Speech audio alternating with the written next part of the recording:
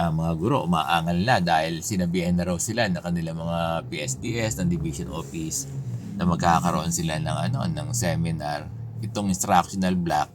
Kasi ang instructional block from September 15 from June 15 to September 1. Within this period daw, magkakandak din ng seminars. Alam niyo, wala namang mali. Kasi, yung seminar na ikakandak sabi nyo ay hindi naman tatamaan nyo. Hindi naman kayo bubunutin sa klase.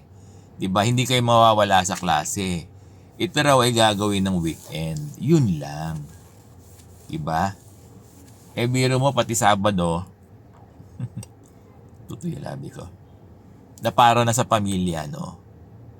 Sabado na para na sa pamilya ay kukuhanin pa ng division nyo, ng mga PSDS nyo para sa seminar. For family yung weekend eh. Sir Bong, hindi po pwede ng ng instructional block. Hindi nga pwedeng instructional block dahil hindi kayo pwedeng bunutin. Tapos, diniprive naman yung family nyo sa weekends. Di ba?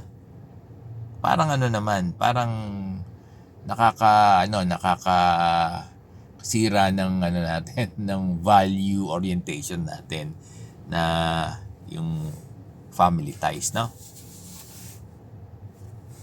Ano ba sinabi ko, tama ba? Hindi, basta wag sanang weekend. Ako din naman, dapat hindi weekend. Hindi naman kasi pwedeng instructional block dahil bawal na ngayon yung binubunot kayo, pinupull out. Kasi mawawala ng klase yung bata. Dapat klase, turo. Sa panahon ng instructional block, hindi na po imposible naman na after class ng teachers dahil hating gabi na uuwi mga teachers pag nagkandak ng seminar, no? Ang maganda diyan, itaon na lang ng end of term block. Diba yung mga seminar? September 2 onwards, 10 days yan.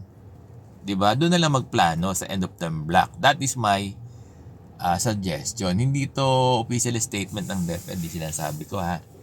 Hindi to official statement ng division nyo. Ako din naman ay ayoko din nung weekend na sobrang mabe-burden.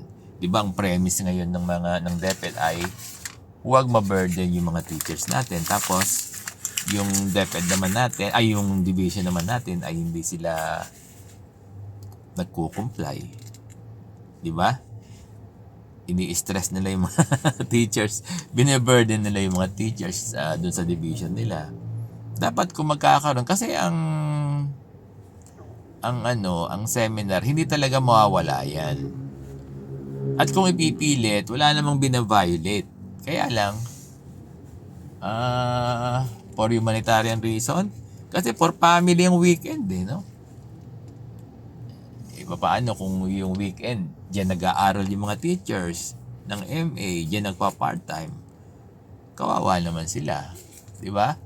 Kaya ang pinakamaganda niyan, sana i-reconsider ng kanilang division office na yung kanilang seminar, division seminar ay itaon na lamang ng end of term block. Magsisimula ng September 1, 'di ba? Oo, 10 days yan eh. Diyan na lang. Kasi walang walang klase yan. Walang klase yung mga bata. End of term block yan eh. 'Di ba? Break yung mga bata natin sa end of term block. Ganun lang, no?